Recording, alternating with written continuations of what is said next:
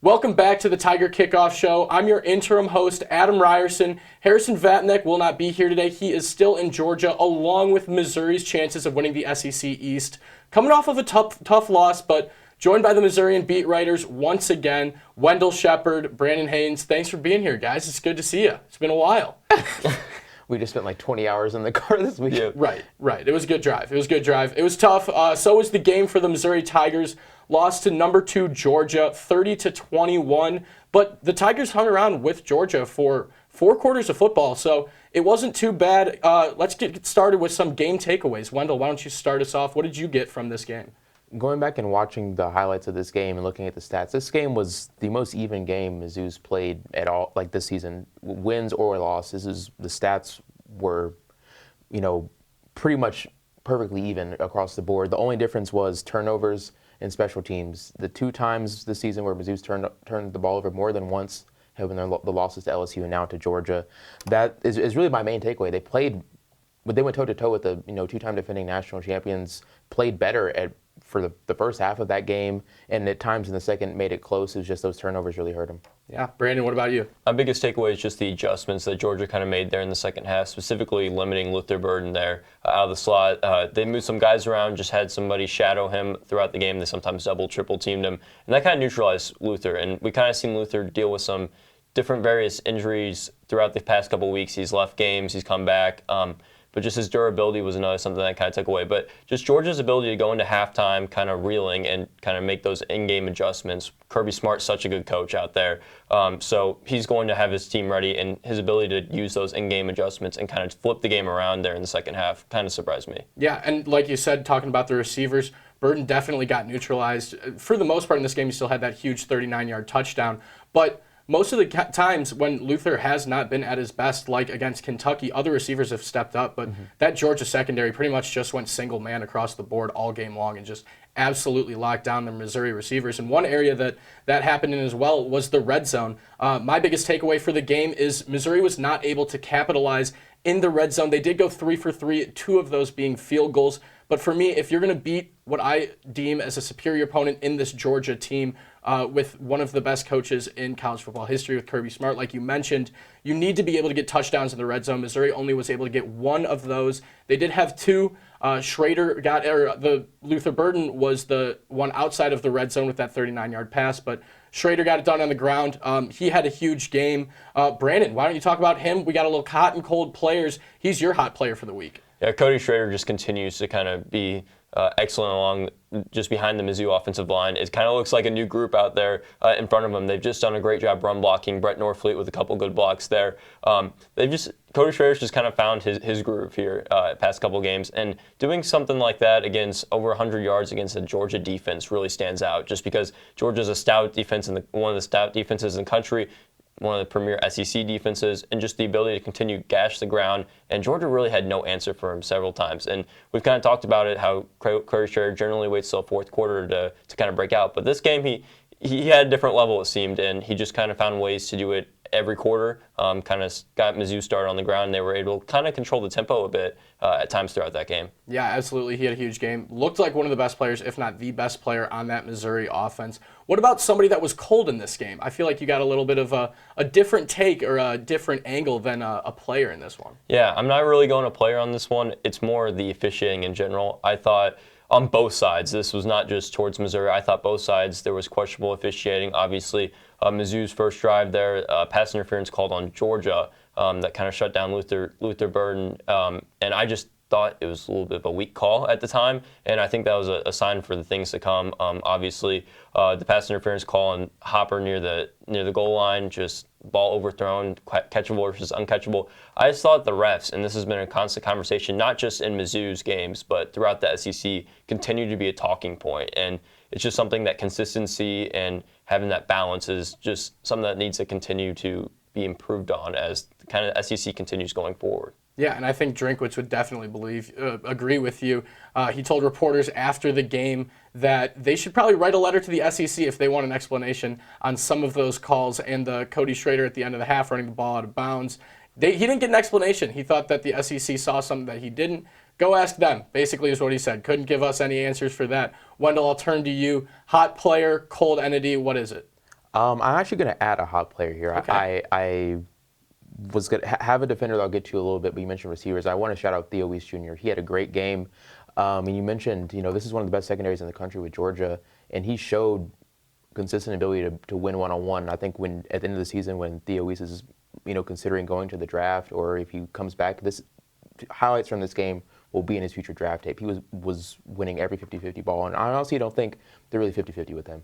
You throw the ball in his direction, he's gonna beat his guy one-on-one. So hot player Theo Wease Jr. was the leading receiver in this game for both teams, but also Tyron Hopper was questionable coming into this game, had his best game of the season, 10 tackles, sack, a couple tackles for loss, was the best player on defense.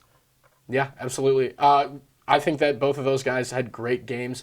I believe you were going to go with the special teams earlier. We talked about it, but tell us about that stat that you had for us about the special teams, specifically in the returning game, because to me that's very glaring. Yeah, the return game and turnovers were the only places where this game was uneven at all. And the return game is not a new issue.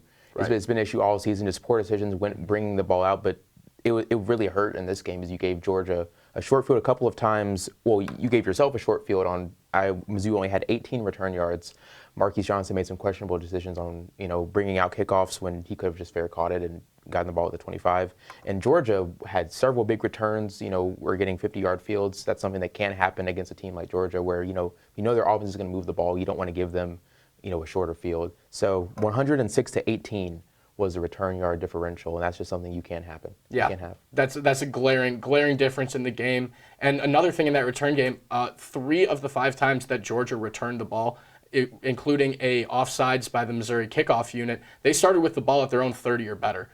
Missouri only had that happen once, and it was because of an offside from Georgia. Yep. So if you're going to be playing with a short field, it's going to be hard to win. But one player on the defense who kind of mitigated those short fields for me, it was cornerback Chris Abrams-Drain, currently working to become one of the best cornerbacks in the league. He had a slow start. 2 of the first 3 catches, as Brandon told me before the show, were caught on Chris, but he did come back with some huge pass breakups. One on wide receiver Ra Thomas, who was running a post route, broke that up. If he caught that, it could have been a touchdown. If not, it would have been a big gain, over 25 yards. And then he had another one later in the game in the end zone, or around the end zone, to kind of stop Georgia from getting a chance to continue to put points on the board. For me, the cold entity in this game, I'm going to go to Kirby Moore. I think that Kirby Moore has done a great job revitalizing this Mizzou offense all season. But in the biggest game of the season so far, I think that there were a lot of situations where I would have liked to see something different. One of those was on a 3rd and 10. It was 10-7. Georgia was leading, and Missouri was at the Georgia 41. With Harrison Mevis, who just broke this past game the all-time points record for Missouri with 364, with one of the field goals that he knocked in, you're right in his range. He hit the 61-yarder earlier this season to walk it off against Kansas State, excuse me. And they decided to run the ball to the right with Cody Schrader, and they got a gain of 0. It was 3rd and 10, and they ended up punting the ball in Georgia territory. I feel like you need to put the ball in the hands of Brady Cook, and give him a chance to get the ball to his playmakers and his pass catchers. I thought that for a lot of the game, there were some chances where they could have tried to take a couple more deep shots. He did hit Burden on the deep one. They did get some more, but they needed to capitalize more, especially in the red zone. It kind of goes back to that red zone efficiency. Not being able to get in the end zone, I think, was the biggest difference for this game. And I don't think all the blame should go on Kirby Moore, but I do think that there were spots where he could have been better. Now, reactions from this game. Where does Mizzou go from here? What can they do better? Where do you want to see them at the end of this next 3 games and the regular season? Wendell, I'll start with you.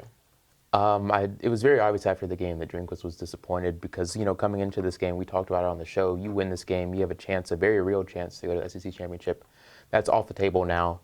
Georgia has 3 games left, one of them is a non-conference game, so there's no chance for Mizzou to get in that game. But I think, if you take a step back, you're still having a phenomenal season and you still have a chance, to end 10-2. If things fall right, you can get in a New Year's Six bowl game if, some West teams lose games. So I think, you got to keep your head up. You still have a very real shot to have a double-digit win season, which this program hasn't had in a very long time. So I think that's still, in the cards. I think that's something Mizzou can definitely do going forward. Yeah, Brandon, what about you? I think obviously Mizzou doesn't control its own destiny anymore, and that's something that will kind of stick with the players. But I think you got to just rally around kind of the fan base in this team. Obviously, they announced yesterday the 4th straight sellout, first time since 1980. I mean, even though a Mizzou team just has kind of struggled at times in those big time moments, I think that they've still kind of showed that they are a team to be reckoned with. They are a team to watch out for. Obviously, big game against Tennessee this weekend, and obviously if you win that, you can kind of not control your own destiny, but you can have a shot at really dictating on where you're going to play for that bowl game. As Wendell said, possibly New Year's Six Bowl. That obviously depends on some of the other teams in the SEC losing some games or just things going their way, but you still have a chance to really make a strong impression upon this fan base and upon the program as a whole, especially for the transfer portal, because this is where you can really prove it to transfers that maybe want to come in that you may have lost, but you're not completely defeated. And I think that's a big thing. Yeah, I completely agree with you. And the one thing that I really agree with is making a good impression on these fans. You got Tennessee next week, which we will be talking about on our Wednesday show. But you got to beat that Tennessee team, in my opinion. I think that is going to be another one of the biggest games of the season, because for me, my biggest takeaway is with all the improvements that this Missouri team has this season, like Wendell said last week, this is the best team since the 2013 team that went to the SEC championship. You need to be able to beat the top of the SEC. And so far, this year and the last few years, they have not been able to do that. Against Georgia, they weren't able to do that, even with how good they played. If you're a fan, it's okay to be disappointed with this loss, because like I said, the program's getting better, but you need to be able to compete with the top teams. You weren't able to beat LSU, which, like they did against Georgia, they played them for 4 quarters, and it came down to the last drive of the game. The same thing kind of happened with Georgia. They did go with that 9-point lead into that final drive, but it was a game for 4 quarters. Now you have a chance to redeem yourself against a Tennessee team that for the last 3 to 5 years has been one of the best teams in the SEC. I think that if you're Mizzou, you have to, like Drinkwood said after the game, you have to process this, take the 24 hours to let this sit in, let yourself react to this loss, and then you need to move forward and you need to look at this Tennessee game, and you need to make sure that you're able to win this game to give yourself a chance to still get into that New Year's Six Bowl like both of you guys talked about. That's going to be it for us for the Tiger Kickoff Show. Thank you, Brandon and Wendell, for joining me. We will be back this Wednesday for our preview against Tennessee. It's going to be a good one, and it's going to be another chance for Missouri to bounce back from a big loss. We'll see you there next time on the Tiger Kickoff Show.